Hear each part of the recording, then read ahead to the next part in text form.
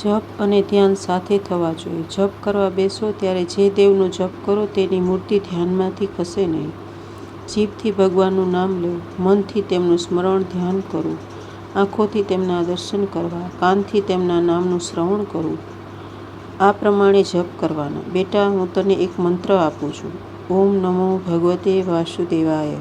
એ મહામંત્રનો તું સતત જપ કરજે.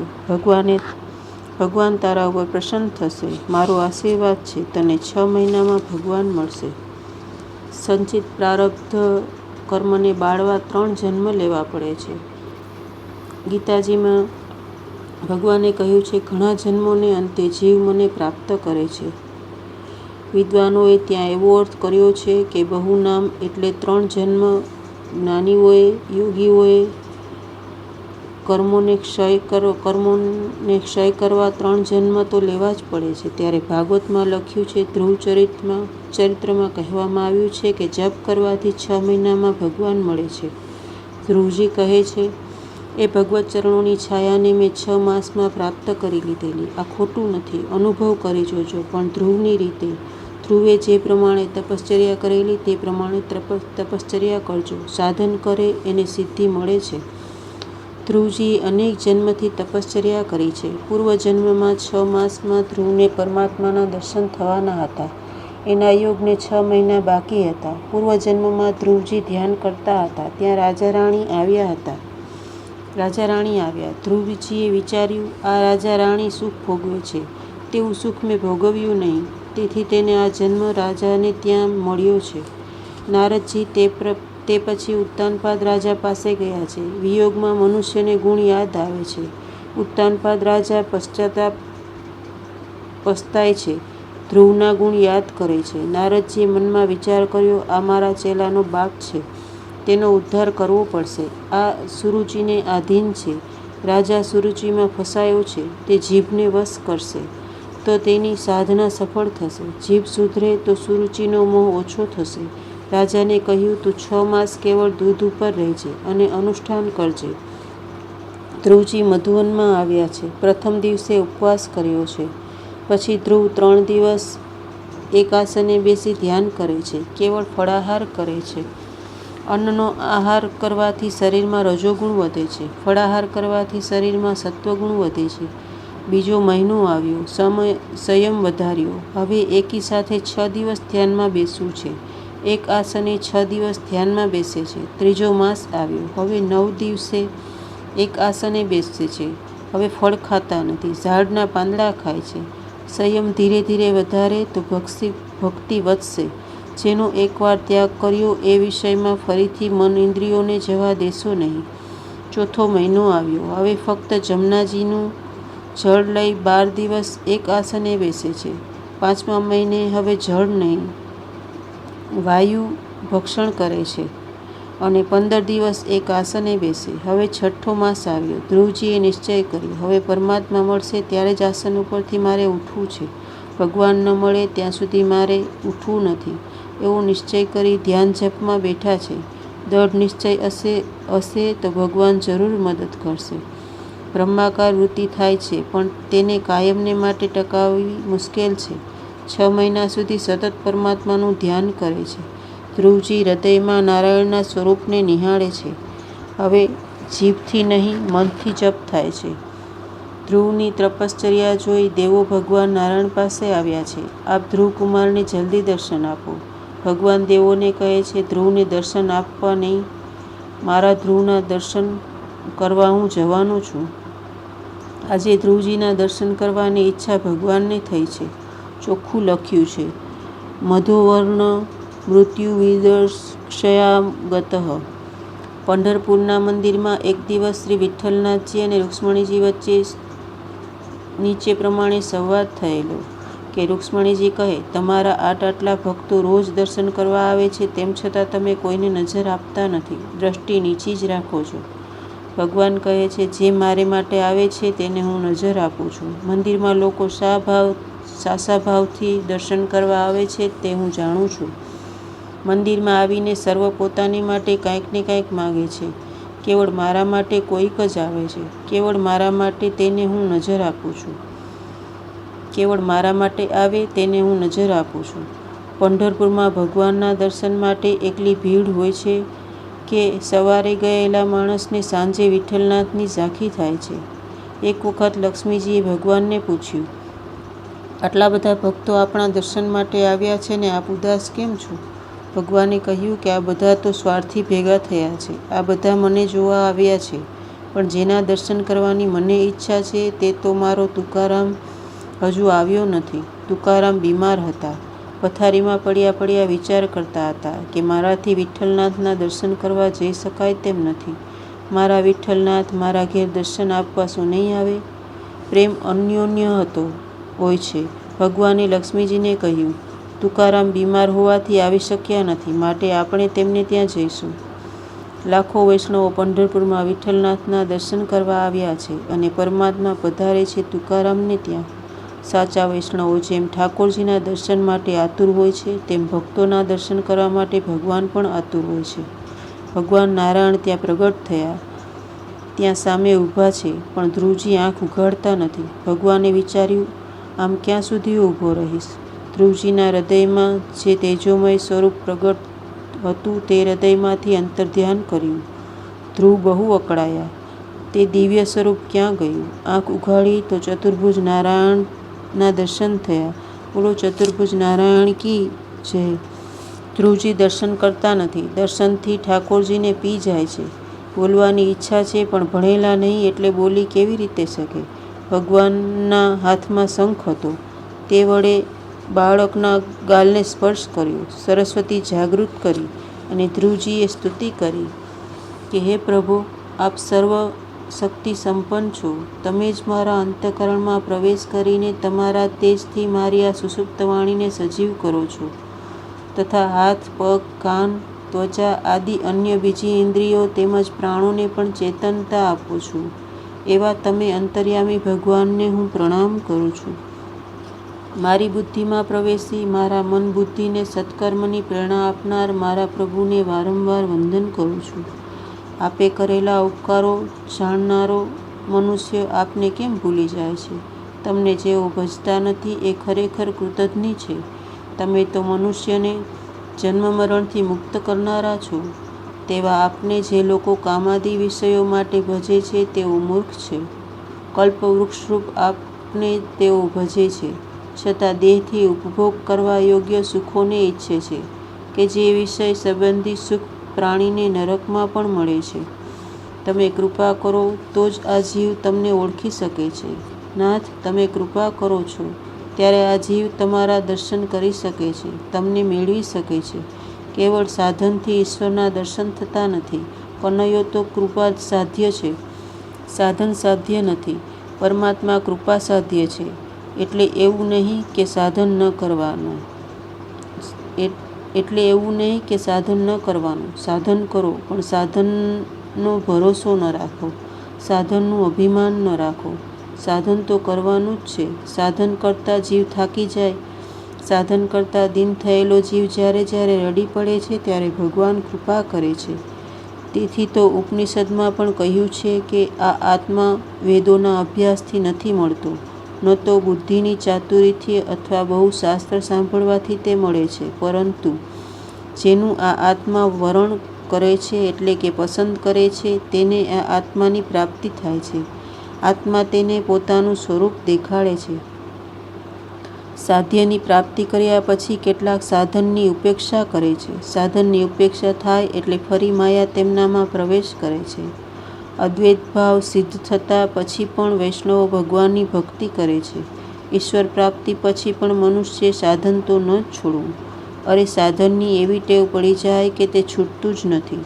તુકારામે કહ્યું છે તેમ, આધિ વેલા સસંગત તુકા ઝાલા પાંડુરંગ ત્વાચે ભજન ગહિતા મૂળ સ્વભાવ જાઈના. સત્સંગથી તુકારામ પાંડુરંગ જેવો બન્યો છે. તેને ભજન કરવાની હવે જરૂર નથી, પણ તુકારામને ભજનની એવી ટેવ પડી છે કે તેને ભજન છૂટતું જ નથી. આરંભમાં સત્સંગ કર્યો અને તુકારામને જપ કરવાની આજ્ઞા થઈ. જપ કરતાં ભગવાનના દર્શન થયા. પછી ભગવાને કૃપા કરી હવે તુકારામ અને પાંડુરંગમાં ભેદ નથી. તેમ છતાં હવે એવી ટેવ પડી છે કે ભજન છૂટતું નથી. આવી સ્થિતિએ પહોંચ્યા પછી પણ જ્ઞાની ભક્તો ભક્તિ છોડતા નથી. જ્ઞાની ભક્તની ભક્તિ વ્યસનરૂપ બને છે. ભક્તિ વ્યસનરૂપ બને તો બેડો પાર છે. તમારા દર્શન થયા પછી સાચા જ્ઞાનીઓ તમારી ભક્તિ છોડી શકતા નથી. તમારા દર્શન થયા પછી જે તમારું સેવા સ્મરણ કરતો નથી તે કૃતજ્ઞ છે. સુખદેવજીને કોઈ કહે છે કે એક ક્ષણ રાધાકૃષ્ણનું ધ્યાન છોડી દો, તો તેઓ તે ધ્યાન છોડવા તૈયાર નથી. અપરોક્ષ સાક્ષાત્કાર કર્યા પછી ભજન છોડી શકાતું જ નથી.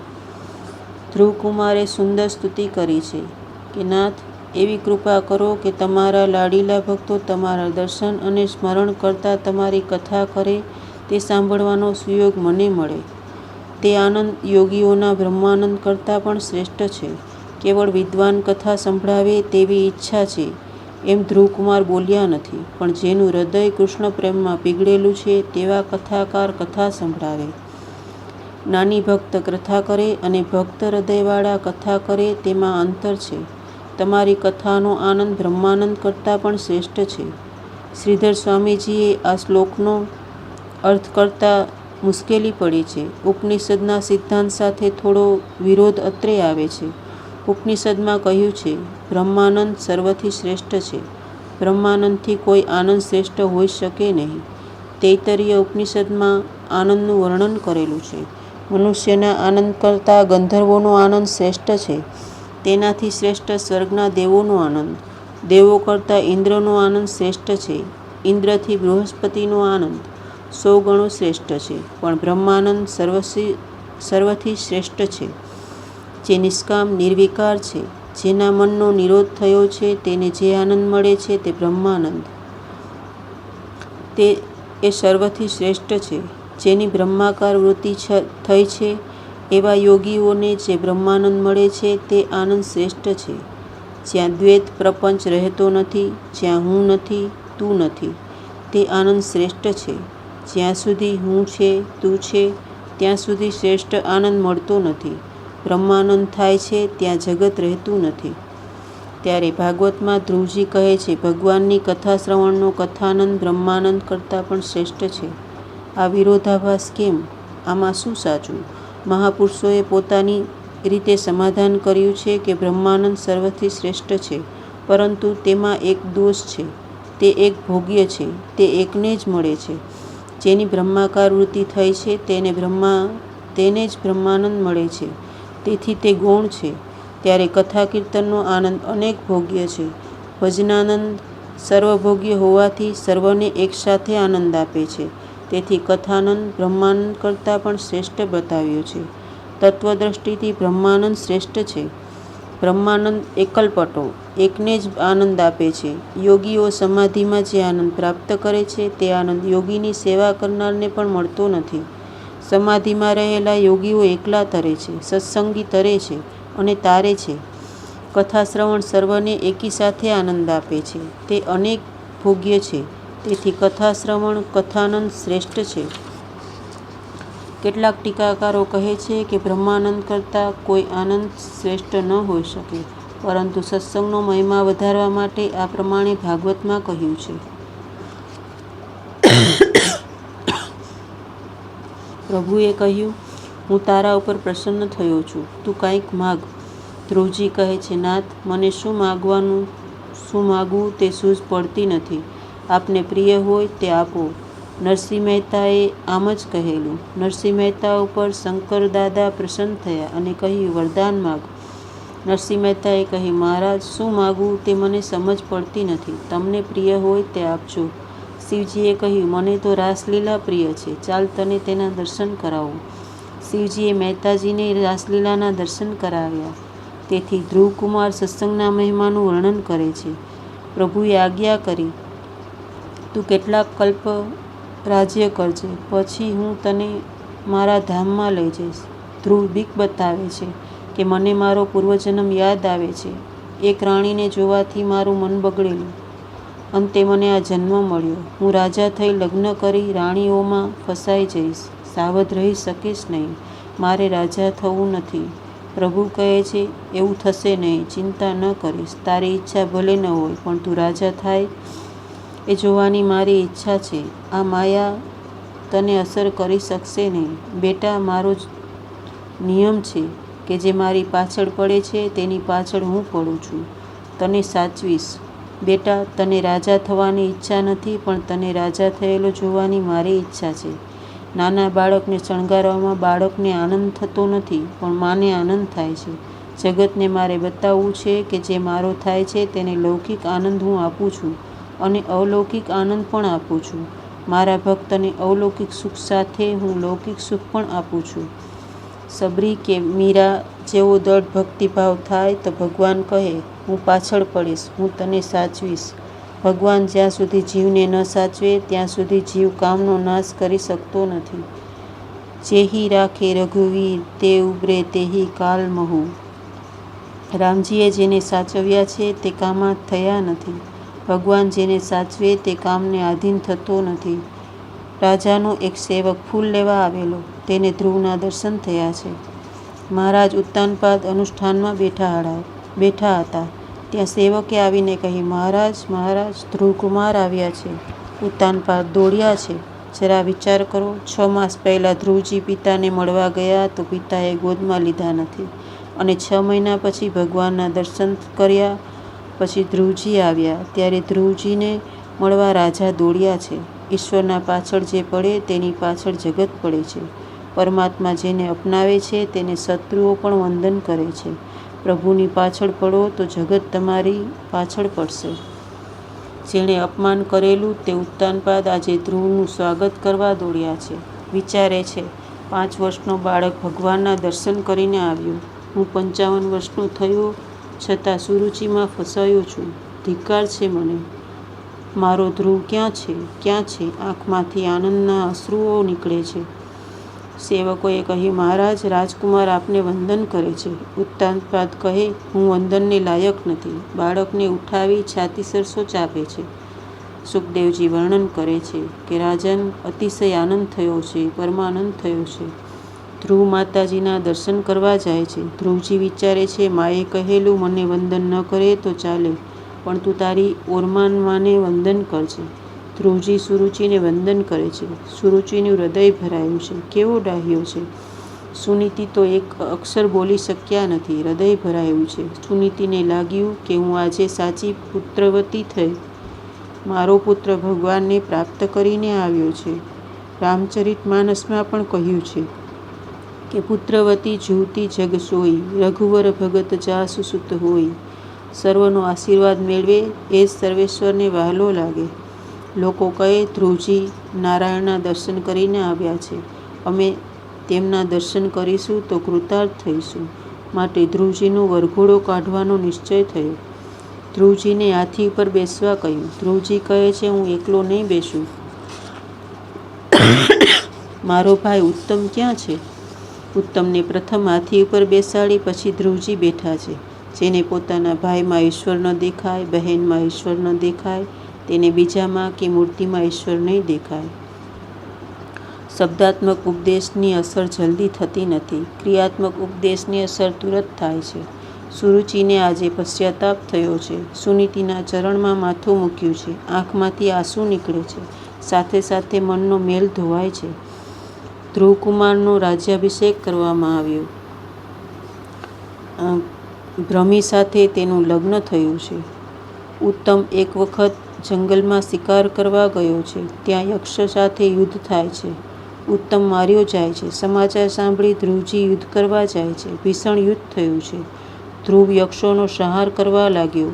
ત્યારે તેમના દાદા મનુ મહારાજ ત્યાં પધાર્યા. કહ્યું, બેટા, વૈષ્ણવો વેર કરતા નથી. વિષ્ણુ ભગવાન એ પ્રેમનું સ્વરૂપ છે. ભૃગુ ઋષિએ છાતી ઉપર લાત મારેલી, તેમ છતાં છાતીમાં લાત મારનારના ઉપર વિષ્ણુ ભગવાન પ્રેમ કરે છે. શિવજી એ વૈરાગ્યનું સ્વરૂપ છે. બહુ પ્રેમ કરવો એ કઠણ છે અને બહુ વૈરાગ્ય રાખવો પણ કઠણ છે. જ્ઞાની અતિશય વૈરાગ્ય રાખે અને વૈષ્ણવ અતિશય પ્રેમ કરે. મનુ મહારાજ ઉપદેશ આપે છે.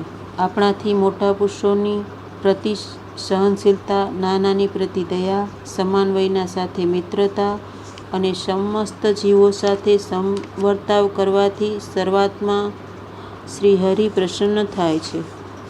તિતિક્ષા સર્વ કાંઈ સહન કરવું, સર્વ પ્રત્યે કરુણા રાખવી, જગતના પ્રત્યેક જીવ સાથે મૈત્રી, એમ આ 3 ગુણો જીવનમાં ઉતારે તે સુખી થાય છે અને તેના ઉપર ભગવાન પ્રસન્ન થાય છે. દરેક પ્રાણી પ્રત્યે સંભાવ રાખવાથી ભગવાન પ્રસન્ન થાય છે અને ભગવાન પ્રસન્ન થાય એટલે પ્રકૃતિના ગુણોથી તથા લિંગ શરીરથી મુક્ત થઈ પુરુષ સુખ સ્વરૂપ બ્રહ્મને પામે છે. મનુ મહારાજના ઉપદેશથી ધ્રુવે તે સંહાર બંધ કર્યો. ધ્રુવજી વિશાળ ક્ષેત્રમાં આવે છે. બાળક હતા ત્યારે ધ્રુવજી યમુનાજી ગયા છે અને વૃદ્ધ થયા ત્યારે ગંગાજી પાસે ગયા છે. ગંગાજી મરણ સુધારે છે. ભાગવતની કથા પૂરા પ્રેમથી સાંભળે તેની બધી જાત્રા પરિપૂર્ણ થાય છે. ગંગા કિનારે ધ્રુવજી બેઠા છે. ગંગા ખડખડ દોડે છે. ધ્રુવજીના ભજનમાં વિક્ષેપ થવા લાગ્યો. ધ્રુવજી ગંગા કિનારો છોડવા તૈયાર થયા. ગંગાજી પ્રગટ થયા. માં, તમારો શબ્દ મારા ભજનમાં વિક્ષેપ કરે છે. ગંગાજી કહે છે, બેટા, તું શાંતિથી ધ્યાન કરે છે તો હું પણ શાંત થઈ ધ્યાન કરીશ. આજથી હું અવાજ નહીં કરું. તું અહીંથી ન જતો. ગંગાજી ત્યાં શાંત થયા છે. ઋષિકેશથી આગળ ધ્રુવ આશ્રમ પાસે ગંગાજી શાંત થયા છે. તે આજ દિન સુધી શાંત જ છે.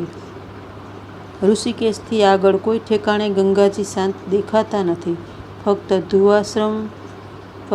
ધ્રુવ આશ્રમ પાસે ગંગાજી શાંત છે. એક વખત ભગવત આજ્ઞાથી પાર્ષદો ધ્રુવકુમાર માટે વિમાન લઈને આવ્યા છે. ધ્રુવજી વિચારે છે, આ ગંગા કિનારો છોડી મને વૈકુંઠમાં જવાની ઈચ્છા નથી. ગંગા કિનારે રહી સત્સંગ, ભજન, ધ્યાનમાં જે આનંદ મને મળ્યો છે તે વૈકુંઠમાં ક્યાં મળવાનો છે?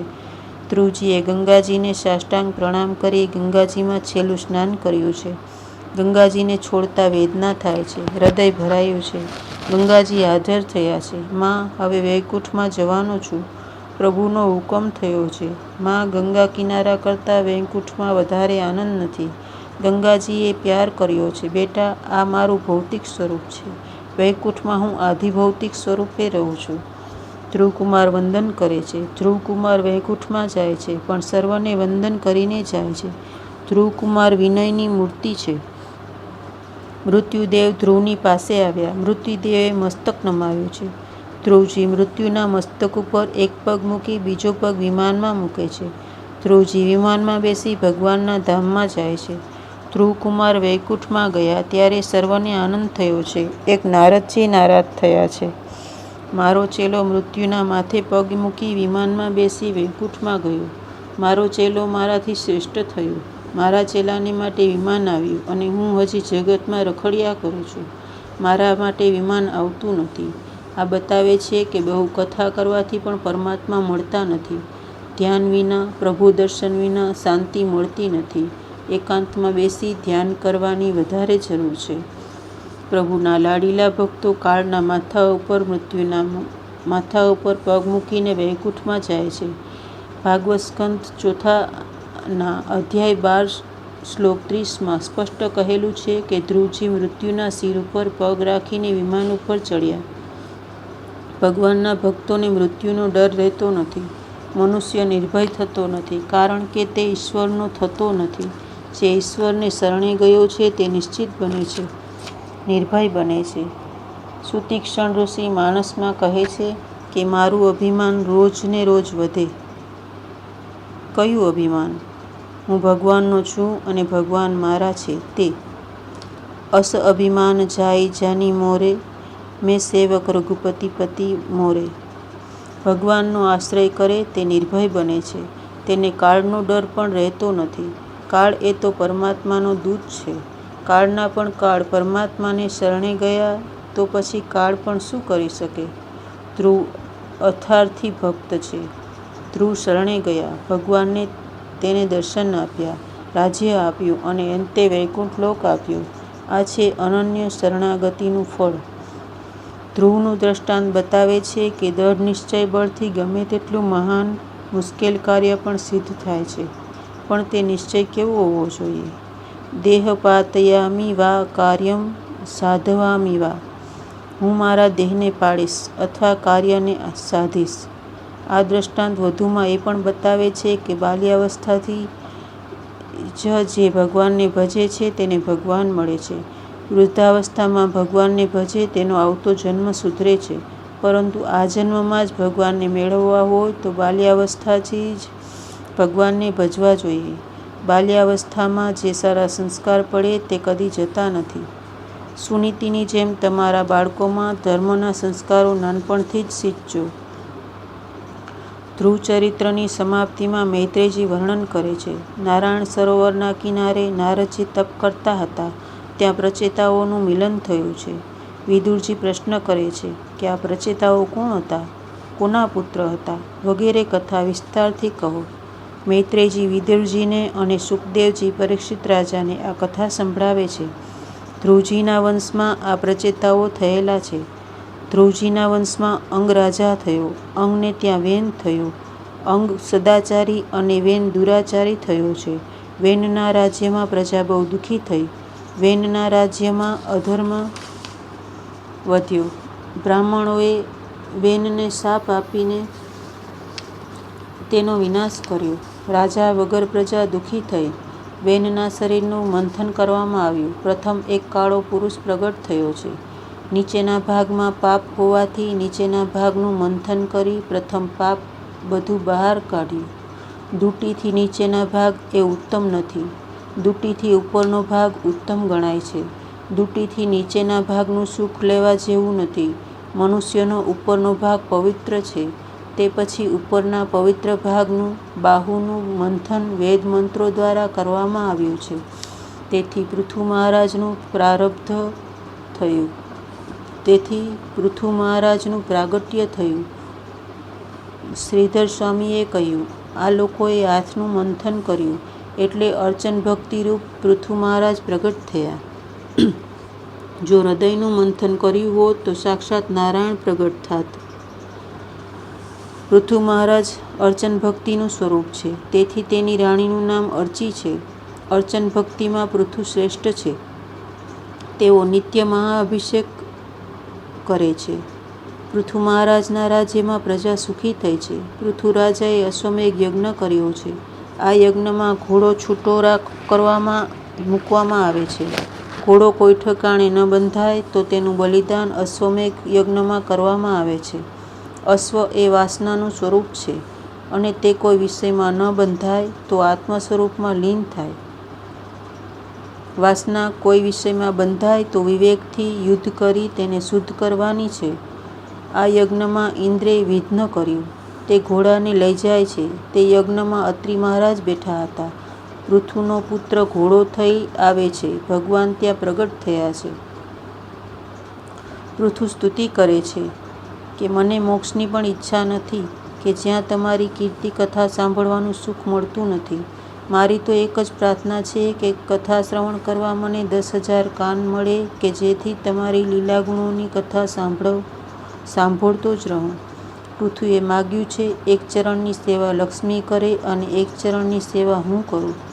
પૃથુ રાજાએ ધર્મથી પ્રજાનું પાલન કરી પૃથ્વીમાં રહેલા અનેક પ્રકારના રસોનું યુક્તિથી દોહન કરેલું.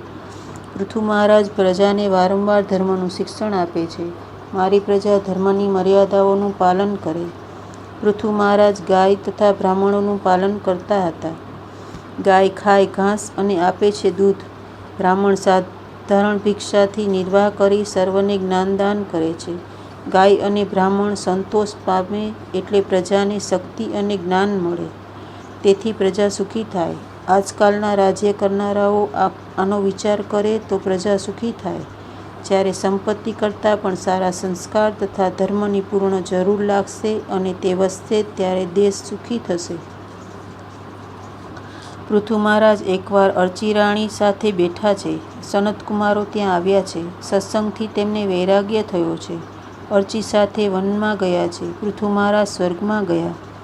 સનતકુમારોના ઉપદેશથી પૃથુ મહારાજે વનનો આશ્રય કર્યો.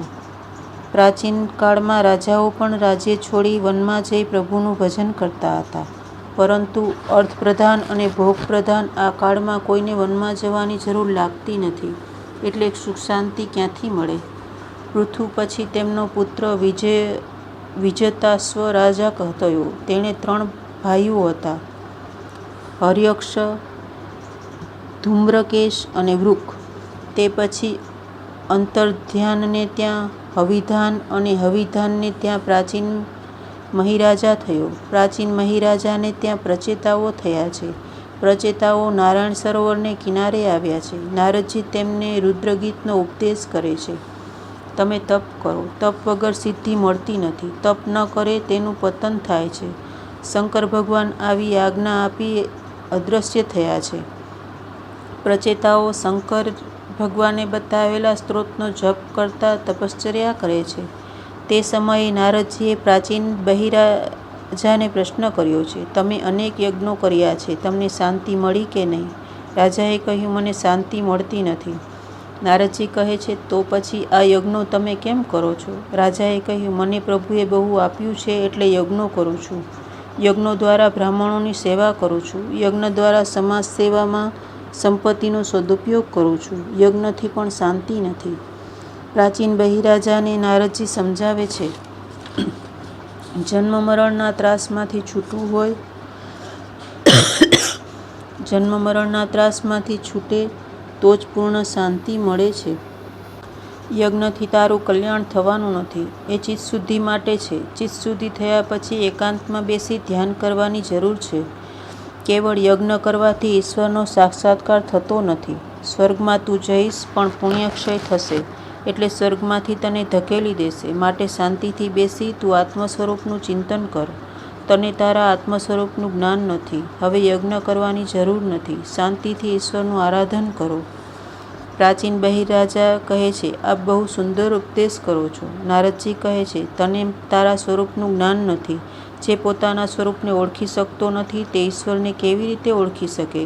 તે માટે તને એક કથા કહું છું, તે સાંભળ. પ્રાચીન કાળમાં પુરંજન નામે એક રાજા થયો હતો.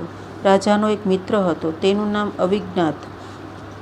અવિજ્ઞાત પુરંજનને સુખી કરવા સારું સતત પ્રયત્નશીલ રહેતો. છતાં પુરંજનને આ વાતની ખબર ન પડે એવી કાળજી રાખતો હતો. અવિજ્ઞાત તે ઈશ્વર છે. અજ્ઞાત સ્વરૂપે ઈશ્વર જીવને મદદ કરે છે.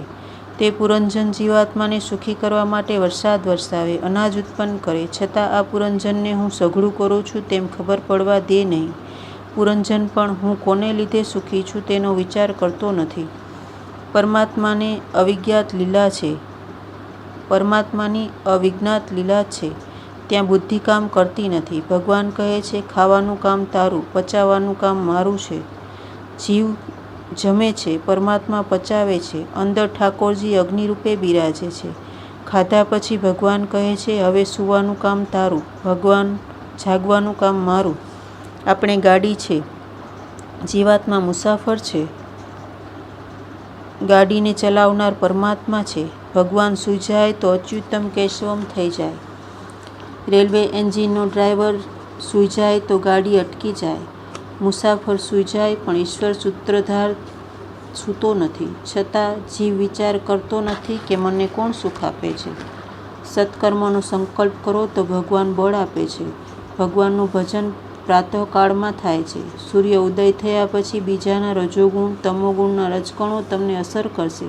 તેથી સારી રીતે તમારાથી ભજન નહીં થઈ શકે. જીવ ભલે સૂવે, ભગવાન સૂતા નથી. પુરંજન એટલે જીવાત્મા. પુરંજને વિચાર કર્યો નહીં કે હું કોને લીધે સુખી છું. સર્વદા ઉપકાર કરનાર ઈશ્વરને ભૂલો. સર્વદા ઉપકાર કરનાર ઈશ્વરને ભૂલી ફરતો ફરતો તે એક 9 દરવાજાવાળી નગરીમાં દાખલ થયો. 9 દરવાજાવાળી નગરી તે માનવ શરીર. ત્યાં આવ્યા પછી તેને એક સુંદર સ્ત્રી મળી. પુરંજને પૂછ્યું, તમે કોણ છો?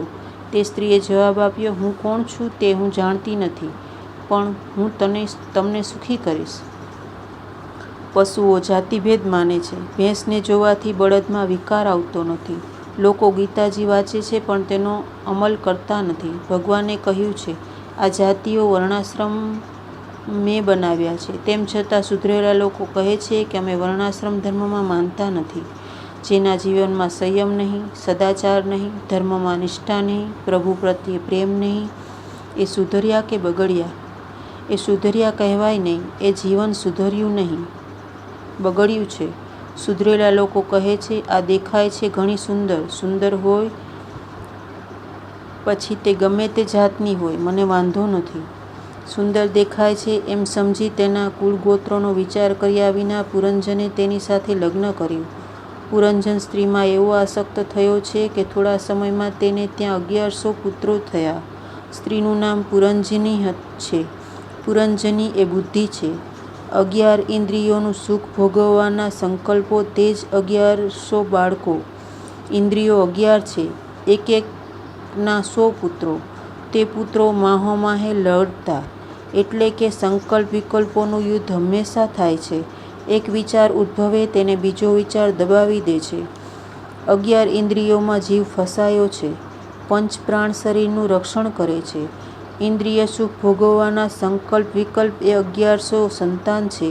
સંકલ્પ વિકલ્પથી જીવને બંધન થાય છે. બુદ્ધિના સંકલ્પો વિકલ્પો જીવાત્માને રડાવે છે. ઘણા વર્ષો સુધી પુરંજન આ પ્રમાણે સુખ ભોગવે છે. કાળદેવ મૃત્યુની દીકરી જરા સાથે કોઈ લગ્ન કરતું નથી. પછી પુરંજનની ઈચ્છા ન હોવા છતાં જરા તેને વળગી. જરાએ બીજું લગ્ન પુરંજન સાથે કર્યું.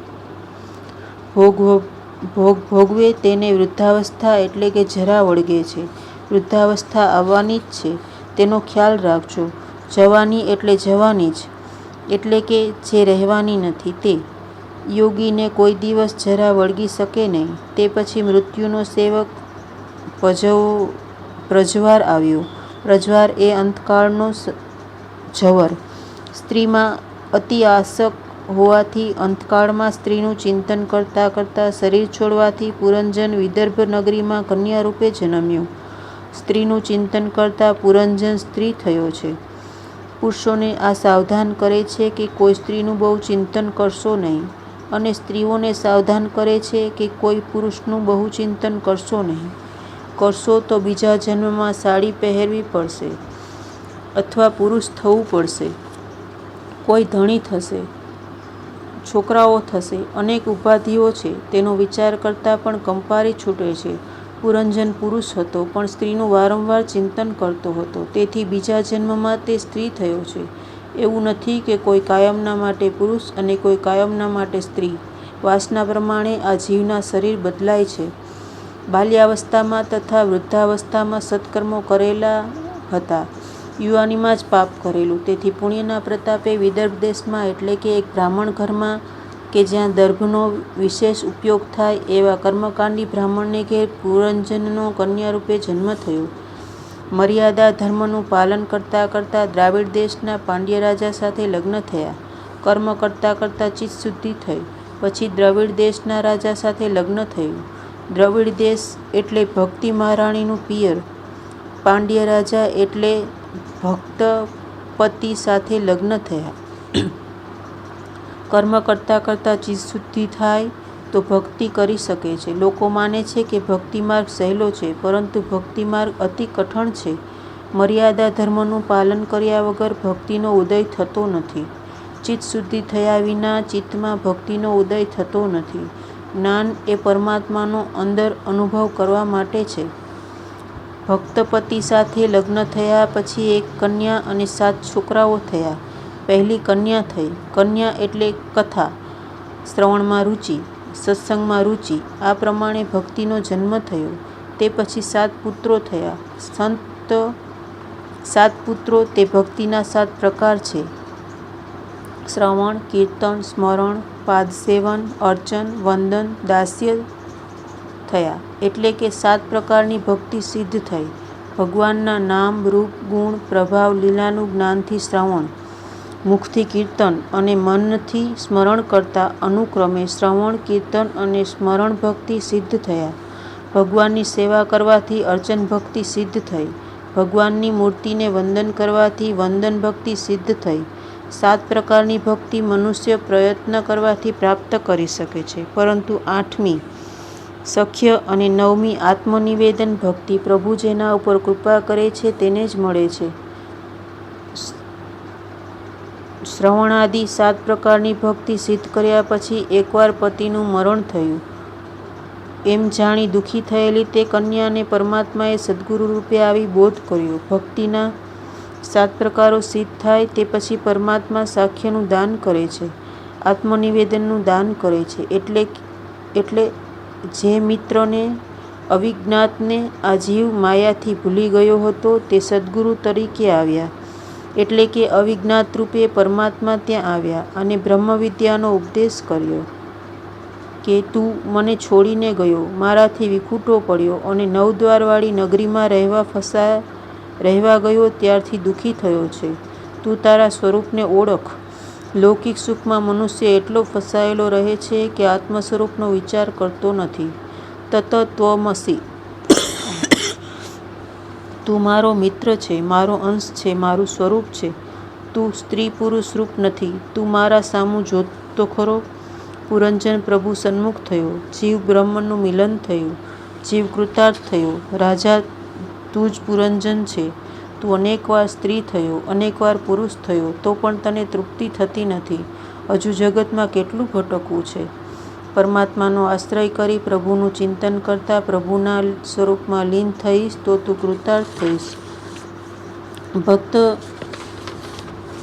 ભક્તમાળમાં અમરદાસજીની કથા આવે છે. એક વખત અમરદાસજીએ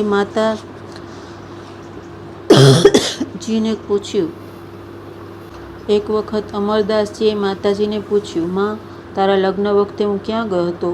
માએ કહ્યું, બેટા, મારા લગ્ન પછી તારો જન્મ થયો છે. અમરદાસજીએ કહ્યું, માં, તું ખોટું કહે છે. તે વખતે હું ક્યાંક તો હતો જ. તે મારું અસલી ઘર ક્યાં છે? આ બુદ્ધિ જાણતી નથી કે મારું અસલ ઘર ક્યાં છે. તેથી જીવ જગતમાં ભટકે છે.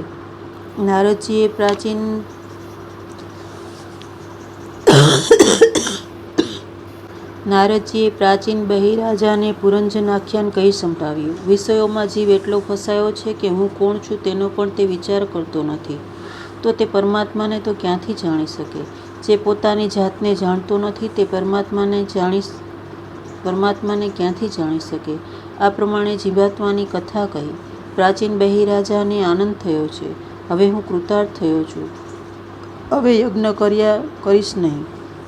પ્રાચીન બહિરાજા ભગવત ચિંતન કરતાં કરતાં ભગવાનમાં લીન થયા છે. કથા મનુષ્યોને પોતાના દોષનું ભાન કરાવે છે અને ભાન કરાવી તે દોષો છોડાવે છે. પૂર્વજન્મનું પ્રારબ્ધ ભોગવીને પૂરું કરવાનું છે, પણ નવું પ્રારબ્ધ ઊભું કરશો નહીં. એવું સાદું જીવન ગાળો કે જન્મ મરણનો ત્રાસ છૂટી જાય. આત્મા પરમાત્માનો અંશ છે. જીવાત્મા શરીરથી જુદો છે. જીવાત્મા બ્રાહ્મણ નથી, વૈશ્ય નથી, સ્ત્રી નથી કે પુરુષ નથી. આત્મ સ્વરૂપનું ભાન અને દેહનું વિસ્મરણ થાય તો મનુષ્યને જીવતા જ મુક્તિ મળે છે. મનુષ્યને જગત નથી એવો અનુભવ થાય છે, પણ હું નથી એવો અનુભવ થતો નથી. અહમનું વિસ્મરણ કદી થતું નથી. પ્રચેતાઓએ 10,000 વર્ષ નારાયણ સરોવરના કિનારે જપ કરેલા, ત્યારે તેઓની સમક્ષ નારાયણ ભગવાન પ્રગટ થયેલા. જપથી મન શુદ્ધિ થાય છે. જપ વિના જીવન સુધરશે નહીં. રામદાસ સ્વામીએ દાસબોધમાં અનુભવ ઉપરથી લખેલું છે કે 13 કરોડ જપ કરવાથી ઈશ્વરના સાક્ષાત દર્શન થાય છે. જપ પૂર્વજન્મના પાપ પણ બાળે છે. જપનું ફળ તુરત જોવામાં ન આવે તો માનવું કે પૂર્વજન્મના પાપ હજુ બાકી છે, તેનો નાશ થઈ રહ્યો છે. તે ઉપર વિદ્યારણ્ય સ્વામીનું દ્રષ્ટાંત યાદ રાખવા જેવું છે. વિદ્યારણ્ય સ્વામીની સ્થિતિ ગરીબ હતી. તેણે અર્થ પ્રાપ્તિ માટે ગાયત્રી મંત્રના 24 પુનશ્ચરણ કર્યા, પરંતુ અર્થ પ્રાપ્તિ ન થઈ. તેથી કંટાળી અંતે તેમણે સંન્યાસ લીધો. તે વખતે તેમને ગાયત્રી માતાના દર્શન થયા. ગાયત્રી માતાએ કહ્યું, માંગ, હું તારા ઉપર પ્રસન્ન છું. વિદ્યારણ્ય સ્વામી ગાયત્રી માતાને કહે છે, માતાજી, જ્યારે જરૂર હતી ત્યારે તમે ન આવ્યા. હવે તમારી શી જરૂર છે? પણ એટલું તો બતાવો કે મારા ઉપર તે વખતે તમે તુરત કેમ પ્રસન્ન ન થયા? ગાયત્રી માતા કહે છે, તું જરા પાછળ જો. વિદ્યારણ્ય સ્વામીએ પાછળ જોયું તો તેમણે 24 પહાડોને બળતા જોયા. તેઓએ માતાજીને પૂછ્યું, માતાજી, આ શું કૌતુક છે? ગાયત્રી માતા કહે છે, તે તારા અનેક જન્મોના પાપ હતા.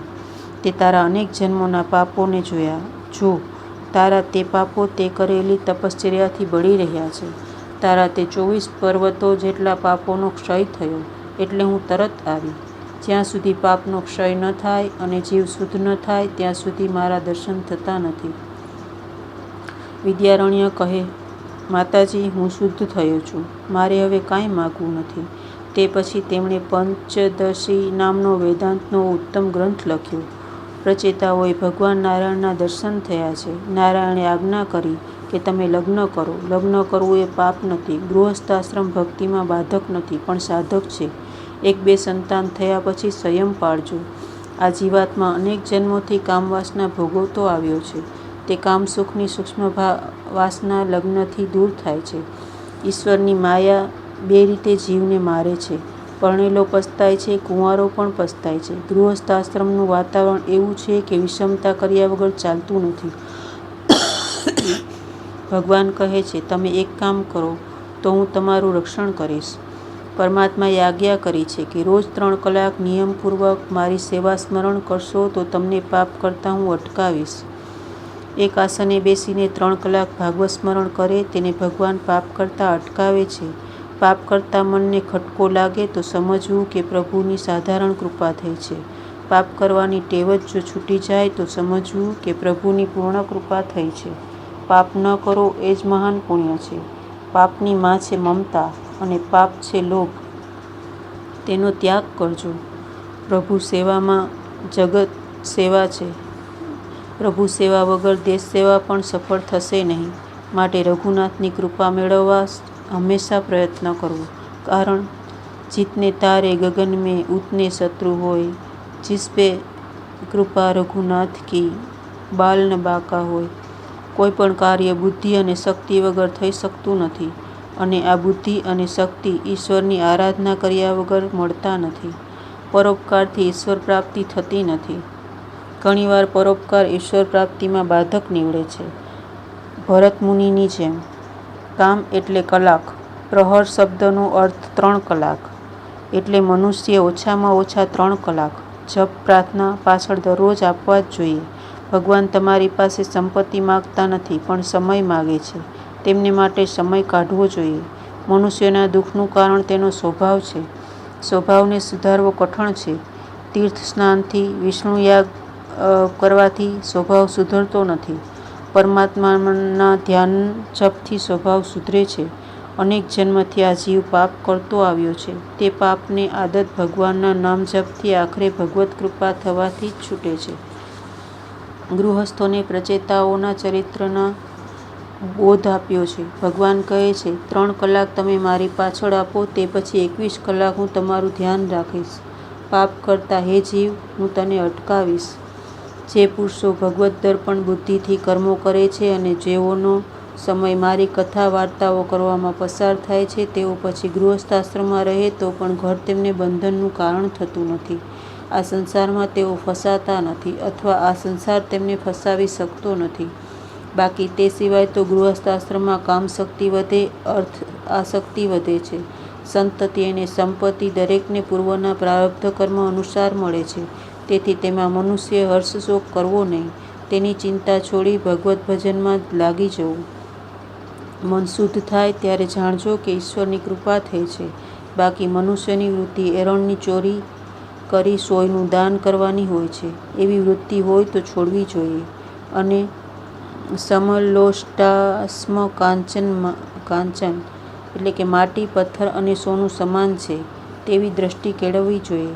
રાકા બાકા જેવો વૈરાગ્ય કેળવવો જોઈએ. રાકા બાકાનું એક દ્રષ્ટાંત છે. એક સમય રાકા અને બાકા નામના પતિ પત્ની રસ્તેથી પસાર થઈ રહ્યા હતા. રાકા આગળ અને બાકા તેની પાછળ.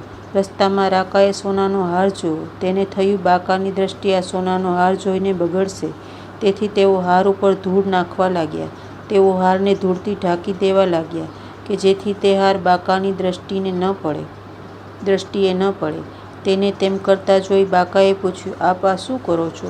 ધૂળ શા માટે ભેગી કરો છો? રાકાએ કહ્યું, કાંઈ નહીં. અંતે જ્યારે વાત જણાવવામાં આવી ત્યારે બાકા કહે, તમે ધૂળ ઉપર ધૂળ શું કરવા નાખો છો? હજુ તમારા મનમાં આ સોનું છે, આ ધૂળ છે એવી ભાવના રહી જ કેમ? એટલે રાકાએ કહ્યું કે તું મારા કરતાં વધી. તેરા વૈરાગ્ય તો બાકા હૈ અને પત્નીનું નામ બાકા પડ્યું. સંતોને મન ધૂળ અને સોનું સરખા હોય છે. આવી અનાસક્તિ કેળવવી જોઈએ. કરેલા સત્કર્મને પુણ્યને ભૂલી જાઓ. પુણ્યનો અહંકાર સારો નથી. આ અહંકાર ગયા વિના ચિત્તશુદ્ધિ શક્ય નથી. પુણ્ય ભૂલી જાઓ, પરંતુ કરેલા પાપને યાદ રાખો. મહાભારતમાં આવેલું યયાતિનું રાજાનું દ્રષ્ટાંત આ ઉપર યાદ રાખવા જેવું છે. યયાતિ રાજા કરેલા પુણ્યોને આધારે સદેહે સ્વર્ગમાં ગયા. યયાતિ ઇન્દ્રાસન ઉપર બેસવા ગયા. ઇન્દ્ર ગભરાયો. તે બૃહસ્પતિ પાસે દોડી ગયો અને સર્વ હકીકતનું વર્ણન કર્યું અને શું કરવું તેની પૃચ્છા કરી. બૃહસ્પતિએ ઇન્દ્રને સલાહ આપી કે તું યયાતિ રાજાને પૂછી જો કે તેણે પૃથ્વી પર કયા કયા પુણ્યો કર્યા છે કે જેથી તેઓ ઇન્દ્રાસન પર બેસવા માગે છે. જ્યારે તેઓ તે કર્મોનું પુણ્યનું વર્ણન કરશે એટલે તે કર્મોના પુણ્યનો ક્ષય થશે. ઇન્દ્રે તે પ્રમાણે કર્યું. યયાતિએ પોતાના પુણ્યો સ્વમુખે કહ્યા એટલે તેના પુણ્યોનો ક્ષય થયો અને તેનું સ્વર્ગમાંથી પતન થયું. માટે યાદ રાખજો, કરેલા સત્કર્મો પુણ્યો કોઈને કહેશો નહીં. અને નીચેના શ્લોક યાદ રાખજો. એ શ્લોકનો ભાવાર્થ છે કે ષડ્ગાદી વેદોનું જ્ઞાન હોય અને શાસ્ત્રમાં કહેલી સર્વવિદ્યા મોઢે હોય, કવિત્વમય વાણીમાં સુંદર ગદ્ય અને પદ્ય કરવાની શક્તિ હોય, તેમ છતાં જો હરિચરણોમાં ચિત્ત ન લાગેલું હોય તો આ બધાનો અર્થ શું? તો કે કાંઈ નહીં. પ્રચેતાઓને ભગવાને લગ્ન કરવાની આજ્ઞા કરી છે. પ્રચેતાઓ ઘેર જાય છે. દરેકના લગ્ન થયા, એક એક પુત્ર થયા. પછી ફરીથી પ્રચેતાઓ નારાયણ સરોવરના કિનારે આવ્યા છે. તેઓએ નારદજીને કહ્યું, ગૃહસ્થાશ્રમના વિલાસી વાતાવરણમાં અમે અમારું સર્વજ્ઞાન ભૂલી જઈએ છીએ. અમારું લક્ષ્ય અમે ભૂલી ગયા છીએ. ગૃહસ્થાશ્રમમાં વિષમતા કરવી પડે છે. વિષમતા થાય એટલે જ્ઞાન ભૂલાય છે. અમને શિવજીએ અને ભગવાન નારાયણે ઉપદેશ આપેલો, પણ અમે તે ભૂલી ગયા છીએ. આપ ફરીથી અમને ઉપદેશ આપો. આખા જગતને કોઈ રાજી કરી શક્યું નથી. જગતને રાજી કરવું એ કઠણ છે. એક સમયે એક બાપ દીકરો ઘોડાને લઈને જતા હતા. દીકરાએ બાપને કહ્યું કે બાપા, તમે ઘોડા ઉપર બેસો, હું ચાલીશ. બાપ ઘોડા ઉપર બેઠો. આગળ જતા રસ્તામાં કેટલાક માણસો મળ્યા. કહે, આ બાપ કેવો નિર્દય છે. નાનો છોકરો તાપમાં ચાલે છે અને પોતે ઘોડા ઉપર બેઠો છે. આ સાંભળી પિતાએ પુત્રને કહ્યું, બેટા, તું ઘોડા ઉપર બેસ, હવે હું ચાલીશ. આગળ જતા રસ્તામાં બીજા માણસો મળ્યા. તેઓ કહેવા લાગ્યા, છોકરો નિર્લજ્જ છે. જુવાન જોત થઈ ઘોડા ઉપર બેઠો છે અને પોતાના બુઢા બાપને ચલાવે છે.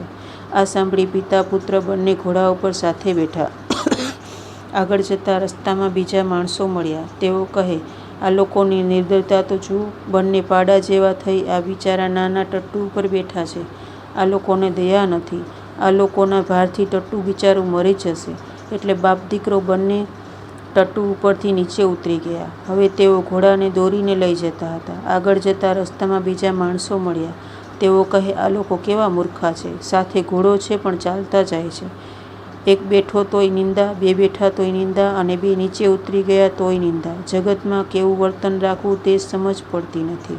ત્યારે પરમાત્માને પ્રસન્ન કરવા એટલા કઠણ નથી. પરમાત્માને જે પ્રસન્ન કરી શકે છે તે જગતને પ્રસન્ન કરી શકે છે. કારણ ભગવાન જગતના ઉપાદાન કારણ છે. રામચંદ્રજી કુટિલ સાથે પણ સરળ વ્યવહાર કરે છે, ત્યારે કૃષ્ણ સરળ સાથે સરળ અને કુટિલ સાથે કુટિલ વ્યવહાર કરે છે. કૃતે પ્રતિકૃતિમ કુર્યાત એષ ધર્મઃ સનાતન. આ છે બંને અવતારોમાં તફાવત. જગતને જો રામજી પણ રાજી નથી કરી શક્યા તો મનુષ્ય શું રાજી કરવાનો હતો. સમાજને રાજા સુધારી શકે નહીં, સમાજને સંત સુધારી શકે. રામદાસ સ્વામી મનને સુધાર